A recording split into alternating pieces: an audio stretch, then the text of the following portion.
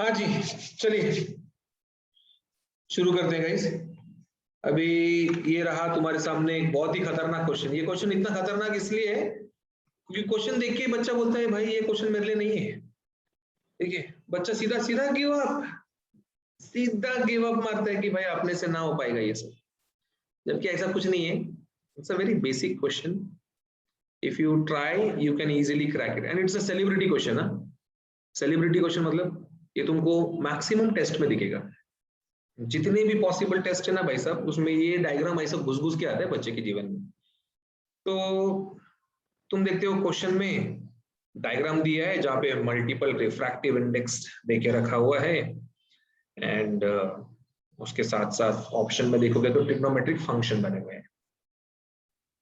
अब refractive index और trigonometric function, इसको कौन से फॉर्मूले से डील करना चाहिए इस ऐसे केसेस को? हाँ जी, बताइए ना। स्नेल्स कांस्टेंट वाला। Snell's law, very good Himak Singh, perfect बताया। इसको स्नेल्स लॉ से डील करना चाहिए। एंड एक्चुअली स्नेल्स लॉ याद है ना आप सबको? ऐसे मीडियम है, फिर ऐसे नॉर्मल वॉर्मल बनाए, ठीक है। तो यहाँ से सपोज लाइट आया तो लाइट इसे बेंड होकर रिफ्रैक्ट होता है, तो ये एंगल ऑफ इंसिडेंस आई, ये angle of incidence refraction R, इधर का रिफ्रैक्टिव इंडेक्स μ1 या μ1 की जगह पे मैं n1 बोलता हूँ, यहाँ का रिफ्रैक्टिव इंडेक्स n2।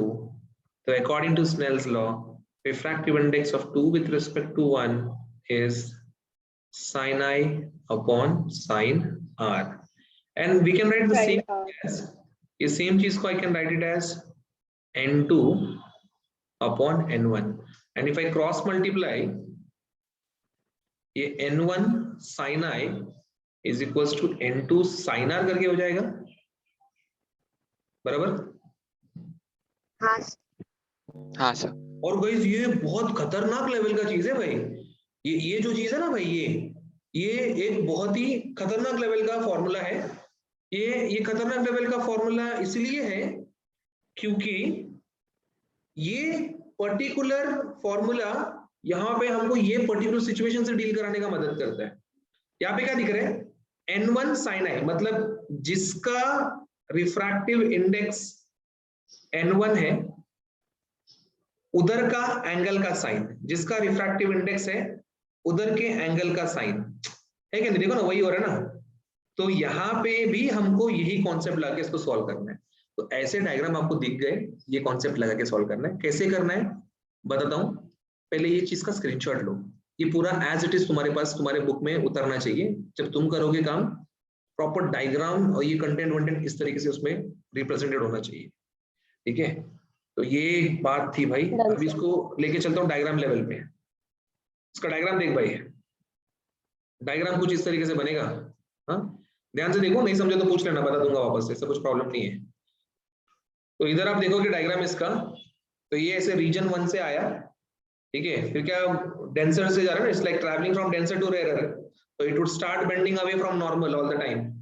तो रीजन 3 में गया एंड क्वेश्चन में कंडीशन था, ठीक है।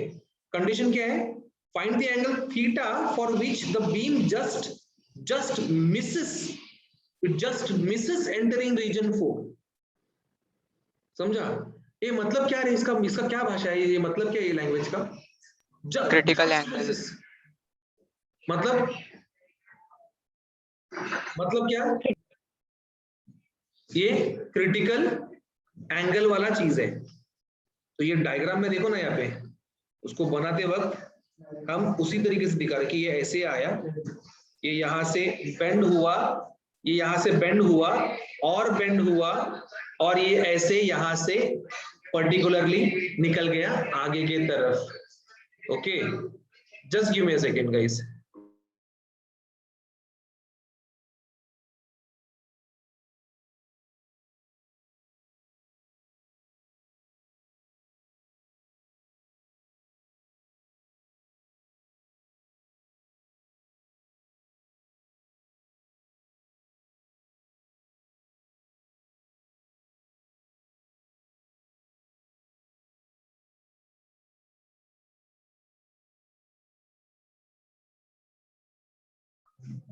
या सॉरी गाइस, या तो डायग्राम क्लियर है, डायग्राम एकदम क्लियर है प्रॉपर्ली। ओके, तो ये जो डायग्राम है, ये डायग्राम के हिसाब से अगर मैं स्नेल्स लॉ लगाऊं तो can I club it like this, ये हो जाएगा यहाँ पे n1 sin theta 1 equals to n2 sin theta 2 बराबर, and this particular part would be, वहां पे एक साथ लाइन से लिखते जाऊंगा, तो ये n0 sin theta is equals to n0 by 2 sin theta 1 is equals to n0 by 6 sin theta 2 is equals to n0 by 8 sin 90. Perfect guys, perfect। ये पर्टिकुलरली समझ में आ गया आपको ये वाला बात? हाँ सर। हाँ सर। अभी इसमें हमारे मतलब का कौन है? इसमें हमारे मतलब का ये चीज है, फर्स्ट एंड लास्ट। ठीक है, क्योंकि बीच की कंपेयर करके कुछ मिलने वाले नहीं है ना। तो अगर इन दोनों को कंपेयर किया हमने तो क्या मिलेगा? n0 sin theta is equals to n0 by 8 sin 90 is 1, right? ठीक है, तो sin 90 is 1 मतलब ये इधर इंटू 1 आ जाएगा। अभी ये वाला पार्ट यहाँ पे n0 कैंसिल हो जाएगा, ठीक है, एंड थीटा क्या मिलेगा हमें? साइन इनवर्स ऑफ 1/8 करके मिलेगा। समझा सबको ये कहां से आता है? ठीक है, तो ये सॉल्यूशन का स्क्रीनशॉट ले लीजिएगा, ये वाले सॉल्यूशन का स्क्रीनशॉट ले लो।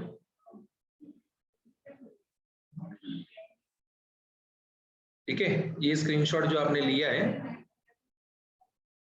ये आपका ऑप्शन बी को रिप्रेजेंट करता है। ओके, अब अगला प्रश्न, ये सब तो अपन ने किया था ना, ये सब डेरिवेशन सब हो गया अपने, रिफ्रैक्शन वाले डेरिवेशन, डायग्राम वगैरह भी काफी बच्चों ने अच्छे से बना के भेजा मेरे को, वेरी नाइसली डन ना, डायग्राम वगैरह जो बच्चों ने भेजा ना, मैंने देखा परफेक्ट बनाया था तुम लोगों ने। ये जो डायग्राम सब देखा था गाइस, इससे रिलेटेड ना एक क्वेश्चन आता है एग्जाम में, मतलब जेडब्ल्यू में आया था, और बहुत जबरदस्त क्वेश्चन था भाई, वो बहुत ज्यादा जबरदस्त क्वेश्चन था। तो let me give you proper brief idea about it कि वो कैसे करना था। इसको जरा मैं स्किप करता हूँ जरा इस चीज को। तो एग्जाम में सिचुएशन ऐसा आया था, और उन्होंने जेडब्ल्यू के पेपर में आया था, उन्होंने पूछा कि find out the width of incident wavefront upon width of refracted wavefront. ऐसे अभी बच्चा बौखला गया, बच्चा बोलता है अरे यार ये क्या नया चीज है, विड्थ ऑफ इंसिडेंट वेवफ्रंट कैसे निकालेंगे, विड्थ ऑफ रिफ्रैक्टेड वेवफ्रंट ये तो कभी पढ़ा ही नहीं। अरे पढ़ाने का जरूरत नहीं है, तू जरा डायग्राम में देख, विड्थ ऑफ इंसिडेंट वेवफ्रंट मतलब कौन हो गया रे, ये पार्ट AB हो गया width of incident wavefront. Similarly guys, what is width of refracted wavefront, कौन सा रिप्रेजेंट कर रहा है? DC। ठीक है ना, DC बोलो या CD बोलो, वो रिप्रेजेंट कर रहा है। तो आपको खाली ये ढूंढना था, बच्चे को खाली AB/CD निकालना था। बच्चा बोलता है भाई AB/CD, जिसको समझ में भी आया उसको ये समझ में नहीं आ रहा है तो भाई ये ढूंढना कैसे होता है, how it is suppose to be done. तो भाई इसका सबसे सिंपल तरीका है, आपको क्वेश्चन में एंगल ऑफ इंसिडेंस और एंगल ऑफ रिफ्रैक्शन दिया रहेगा, ठीक है। तो क्या करना है आपको यहाँ पे ये एंगल का कौन सा वाला साइड है, बाजू वाला साइड है ना, ये आर का भी देखो ना बाजू वाला साइड है। तो अगर ये बाजू वाला साइड है guys, if it is the adjacent one, तो आप क्या करेंगे, आप cos लेंगे ना आप, ठीक है नहीं। तो if I take cos i, what is cos i equals to, it is adjacent upon hypotenuse. Likewise, if I take cos r, what would be cos r equals to, it would be DC CD upon AC। चलो हाँ ठीक है, CD लिखता हूँ भाई, कोई बात नहीं। And if I divide them guys, if I divide cos i by cos r, क्या मिलेगा मुझे? AC कैंसिल होगा, AB upon CD मिलेगा, ठीक है नहीं। मतलब इन शॉर्ट मुझे अगर A B upon C D ढूंढने बोला तो मैं क्या ढूंढेगा रे? मैं चुपचाप जो आई और आर है, I would take cos of that. तो विड्थ जो निकालने बोला है वो निकालने का इससे सिंपल तरीका और कुछ भी नहीं रहेगा। समझ रहे? इससे सिंपल तरीका कुछ भी नहीं रहेगा। क्लियर? लेकिन क्वेश्चन में पढ़ना, क्वेश्चन में ध्यान से पढ़ना कि width of incident upon width of refracted पूछा है कि width of refracted upon width of incident पूछा है। क्योंकि अगर width of refracted upon incident पूछा तो क्या होगा हमारे में ना, cos r by cos CD by AB। cos r by cos हो जाएगा। ठीक है, तो ये भी चीज का एक स्क्रीनशॉट ले लो, क्योंकि ये प्योरली आपके एंट्रेंस में आने वाला है भाई। ठीक है, this is purely entrance part, it would not be asked anywhere other than entrance. Done? Done sir. Yes sir। तो ये कुछ इंपॉर्टेंट बातें थी जो आपको मुझे बतानी थी। इसके अलावा बाकी के जो क्वेश्चंस हैं they are like quite manageable, but एक क्वेश्चन जो है बहुत ज्यादा फेमस है, ठीक है, and I would let you know those questions. ठीक है, यहाँ पे आपको मैं स्क्रीन पे लोड कर देता हूँ, ये आप होमवर्क में करेंगे गाइस। ये वाला क्वेश्चन आप होमवर्क में लेंगे आज। ठीक है, ये क्वेश्चन आप डायरेक्टली भी कर पाएंगे और ये क्वेश्चन आप सॉल्व करके भी निकाल सकते हैं, but I would leave the choice to you. Plus एक ऐसा क्वेश्चन है जो मुझे चाहिए कि आप अभी अभी सॉल्व करो, राइट नाउ, वो ये क्वेश्चन है। Please go for this question, take the given part and solve it and drop your answers in the chat box. Go for it.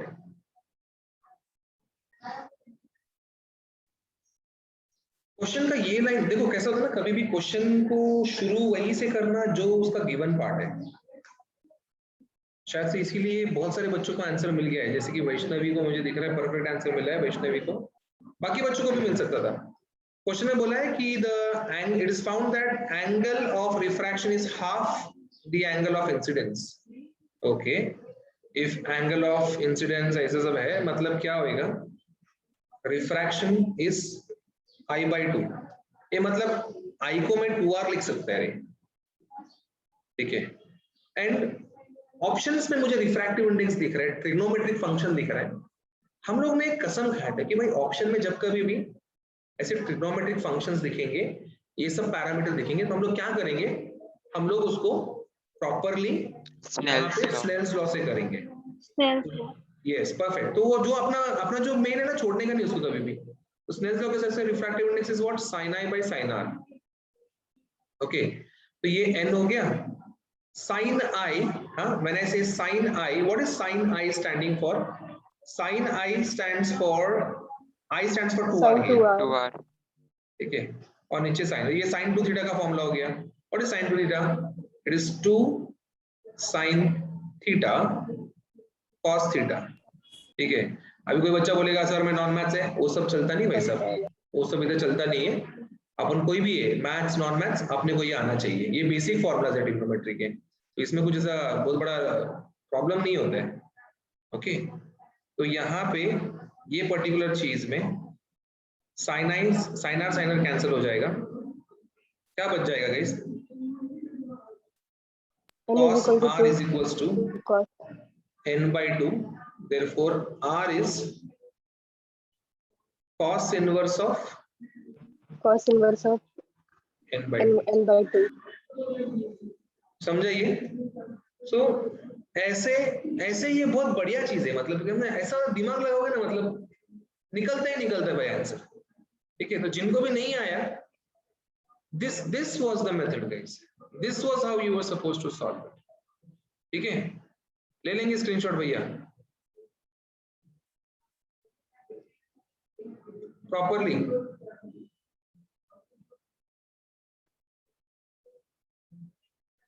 ये हुआ क्या रे?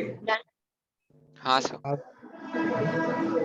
So this is the mainstream thing which we wanted। Okay, now let me give you a couple of more MCQs।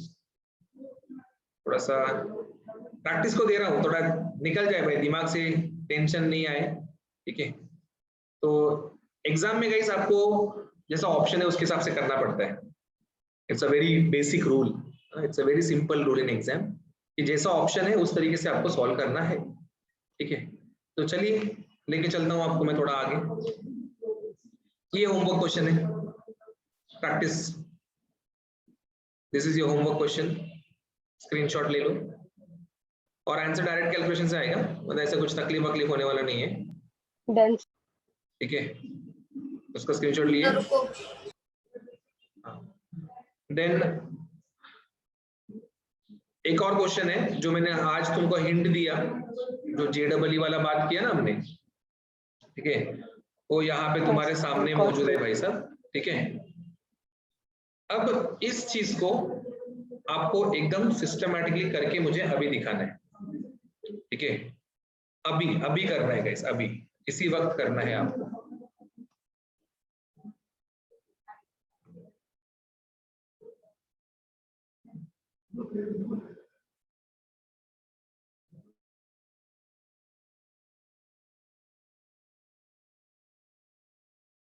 पढ़ के कुछ click हुआ? कौन से कैटेगरी का क्वेश्चन है ये, क्लिक हुआ क्या? हाँ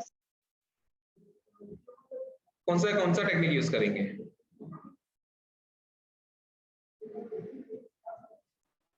अरे कॉस। हाँ देखो ना, width of incident beam in air, मतलब they are asking for width of incident wavefront upon width of refracted beam in medium, that is width of refracted wavefront. मतलब क्या करना है मुझे cos i upon cos r निकालना है, ठीक है। तो मुझे cos i by cos r चाहिए, तो cos i, अभी क्वेश्चन में मेरे को r तो दिख रहा है यहाँ पे, क्या दिया? i r नहीं, क्या दिए? आई दिया है 45।